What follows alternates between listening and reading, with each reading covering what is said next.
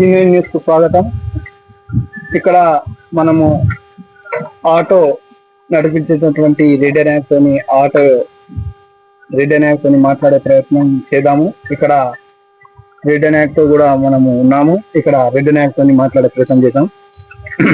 చెప్పండి రెడ్డి నాయక్, ఆటో మీరు ఎక్కడ నడుపుతారు? ఆటో నడుపుతారు, రోజుకి మీరు ఎంత సంపాదించుకుంటున్నారు? ఏమి ఈ ఆటో యొక్క స్థితిగతులు ఏ విధంగా ఉన్నాయి ఒకసారి చెప్తారు? నేను దాదాపు 25 years నుంచి ఆటో నడిపిస్తా ఉన్నాను.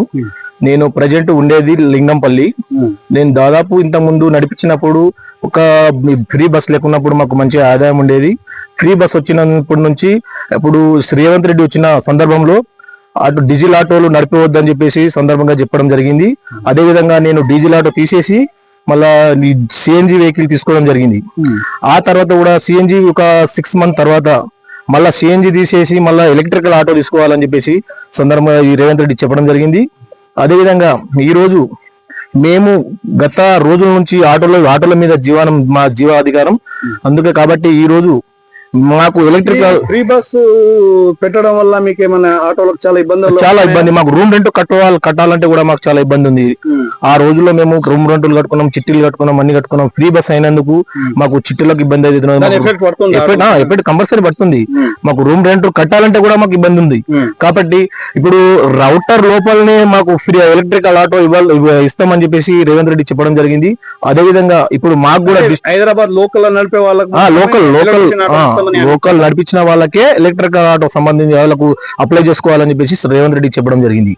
కాబట్టి నేనేమి కోరుతున్నానంటే లాస్ట్ మీరు అసలు ప్రభుత్వాన్ని అని మీరు ఏం ఇవ్వాలని మీ యొక్క డిమాండ్ ఏముంది? నేను సీఎం రేవంత్ రెడ్డి దృష్టికి వెళ్ళాలని చెప్పేసి ఈ విషయం చెప్పడం జరుగుతుంది. డిస్ట్రిక్ట్ వాళ్ళు కూడా చాలా మంది ఉన్నారు సిటీలో. ఎందుకంటే సిటీ వాళ్ళే కాదు, డిస్ట్రిక్ట్ వాళ్ళే చాలా మంది ఉన్నారు.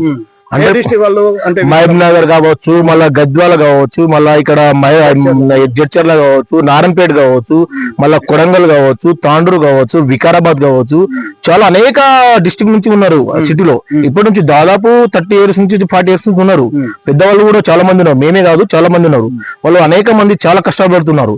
ఎవరు మా యూనియన్ దాంట్లో కూడా చెప్తా ఉంటారు పెద్ద మనుషులు కూడా, అది ఇట్లా ఫ్రీ బైస్ అయినందుకు మనకు చాలా ఇబ్బంది అవుతున్నది, రేవంత్ రెడ్డి దృష్టికి తీసుకెళ్లాలని మేము తీసుకెళ్ళాం. ఆల్రెడీ 2 సార్లు మేము మీటింగ్ సభ పెట్టాము. యూనియన్ వాళ్ళు కూడా మీటింగ్ పెట్టినాం మేము మాదాపూర్ లో పెట్టి చెప్పడం జరిగింది. సిఐ, ఎస్పీ, డిఎస్పీ అందరు వాళ్ళు కూడా వచ్చి మాకు హామీ ఇవ్వడం కూడా జరిగింది. అంటే మేము సీఎం రేవంత్ రెడ్డి దృష్టికి మేము తీసుకెళ్తామని చెప్పి కూడా వాళ్ళు చెప్పడం జరిగింది.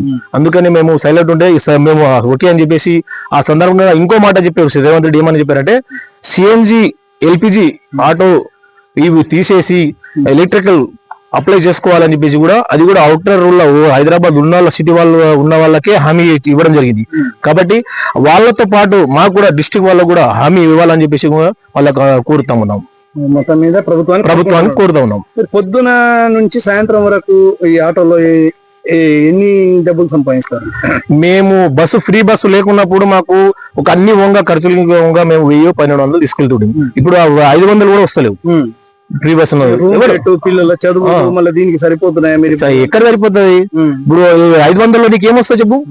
ఇప్పుడు గ్యాస్ కూడా లేదు, గ్యాస్ అప్లై చేసుకోవాలి. గ్యాస్ కూడా చాలా ఇబ్బంది అయింది. కాబట్టి ప్రభుత్వాన్ని కోరేది ఒకటే, మాకు కూడా డిస్ట్రిక్ట్ వాళ్ళకు కూడా మాకు దృష్టిలో పెట్టుకొని మాకు వాళ్ళతో న్యాయం చేయాలని చెప్పేసి కోరుతా ఉన్నాం.